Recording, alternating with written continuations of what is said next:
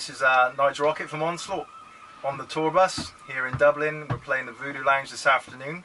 Kind of bizarre show, 2 PM start, finish at 6 because of the World Cup final. So it's going to be quite unusual.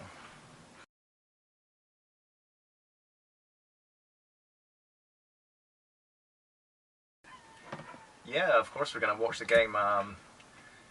Going to get cleaned up after the show and head out to the nearest bar, I guess, and have some beers. Who's going to win?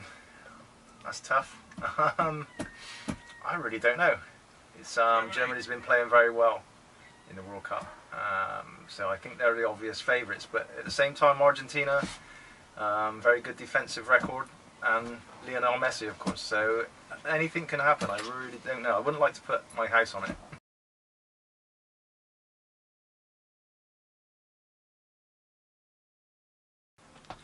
Yeah, I'm gonna record a new DVD on the whole UK leg of the tour. I think it's been probably now 8 years since we filmed the last one in Poland, the live Polish assault. So, kind of figured it was time to come along and do a new one. The label were up for the idea, and we've got a great producer and film crew working on the show. So what we're going to be doing is filming 2 main shows in Bristol and London. And then taking cameras out with us to the fans and getting the fans to send film footage in from all the other shows, and then cut it all up. So we're going to have a kind of interesting blend of different grains of footage and different looks. It's going to be quite interesting. I'm trying to get something quite eclectic, you know, and kind of mad feeling, you know. Lots of fast edits, and going to film the fans and get the fans to ask the bands questions and stuff like that. Just try and make it a very interactive video with the fans. We're going to have there's going to be a full-length interview with myself and Cy, and we're going to do a kind of gear breakdown of all the stuff we use that you kind of never see, you know.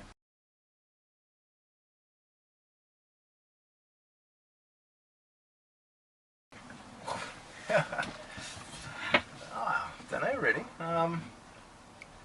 You always get asked, I guess, which is your favourite album that you've written. That's probably one of the most common questions. Obviously, it's the most recent one, of course. But yeah, I mean, that's probably the question we get asked most. Or what's your favourite country in the world? That's another question we get asked all the time. And that's a very difficult one to answer because you go to so many amazing places and meet so many great people. Everywhere's so different. You have a fantastic time everywhere you go, you know. So, but I always like it when it's sunny. It's generally nice. So, South America's always nice for that.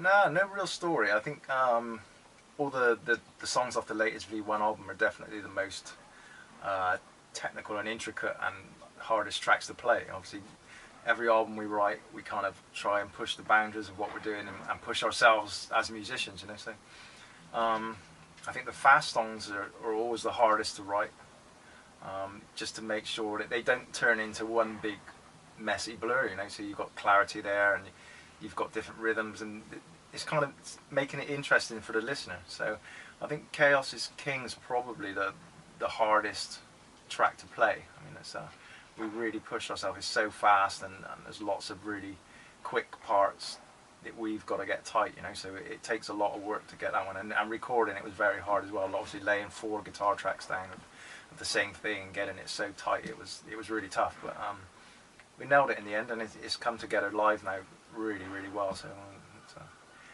next album, push ourselves a little more and make some more difficult stuff for us to play.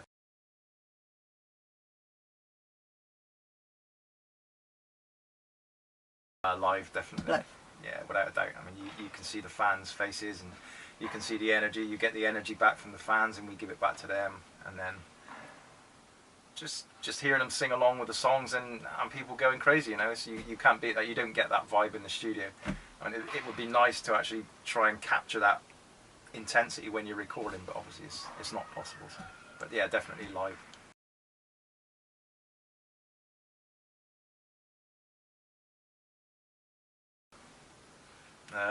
Great big circle pit is always fun. It used to be a lot of stage diving, but that's kind of calmed down a little bit. There's lots of health and safety issues, and kind of the venues and promoters don't really like it much these days. But stage diving used to be fantastic back in the 80s. It was absolutely insane. People jumping off like 25-foot balconies and things like that, and breaking limbs and breaking chairs. It was just destruction. But they don't allow it so much now. So yeah, the circle pits and stuff is kind of cool.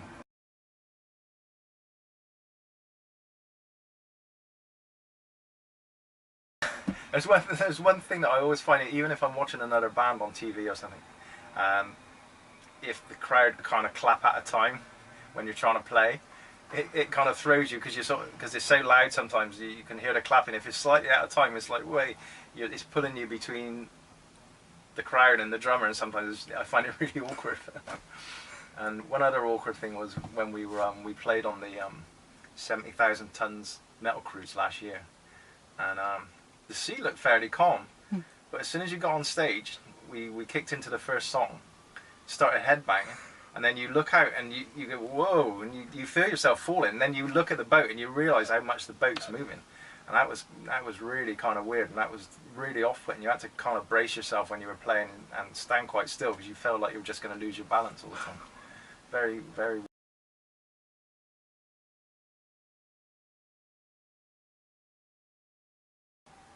You ever seen the Tasmanian Devil?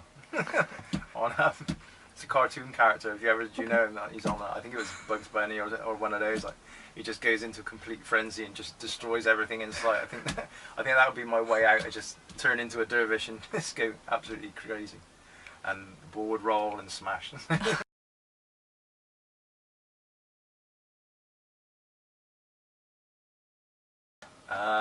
That's easy. Illegal downloading, without a doubt.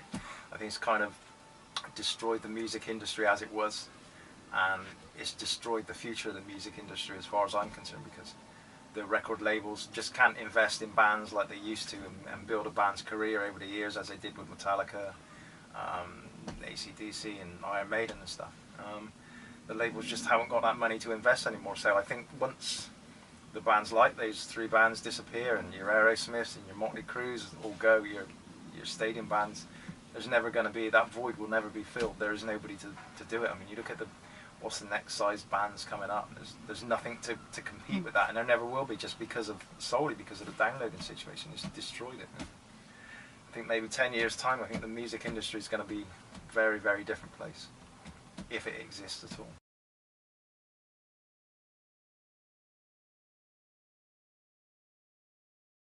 Obviously, we're on the UK leg of the Thrash Invasion tour at the moment with Artillery.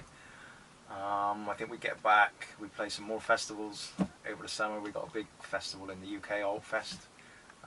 We're off to Brutal Assault in the Czech Republic, and a few other little festivals here and there. I think we take 2 months off, and then middle of October, us and Artillery again, we go off to the USA, Canada and South America for 8 weeks solid. So we're really looking forward to that. It's going to be a major thing for both bands. The interest over there for the tour has been fantastic, so fingers crossed it's going to take us up to the next level in the States, which is good. And obviously working on the next album. New album's obviously only been out around 8 months, I guess, but we're starting to plan for the next one already to keep the momentum going. And I think we'll be looking to record that sometime sort of late next year. So lots in the pipeline, busy as always touring. Got even more dates in the pipeline for 2015. We're planning another short European run, so with the Indian festival if that comes off, and lots of other little things. So busy as always in the Onslaught camp. We never stand still. Yeah, I mean Ireland's always been a special place to us. I mean, we came over the first time in it was 86, 87, 86, something like that. And no British band had ever come to Ireland for, especially a hard metal band like us, had been to Ireland for many, many years because of the situations what were going on over here. And the welcome we received over was just absolutely amazing. And we fell in love with the place ever since. Dublin and Belfast are just two amazing places. They've got great people here, and the fans really love their metal music, and we just can't stop coming back. I think this is probably our 6th or 7th time now we've been back over, so the more the merrier we come.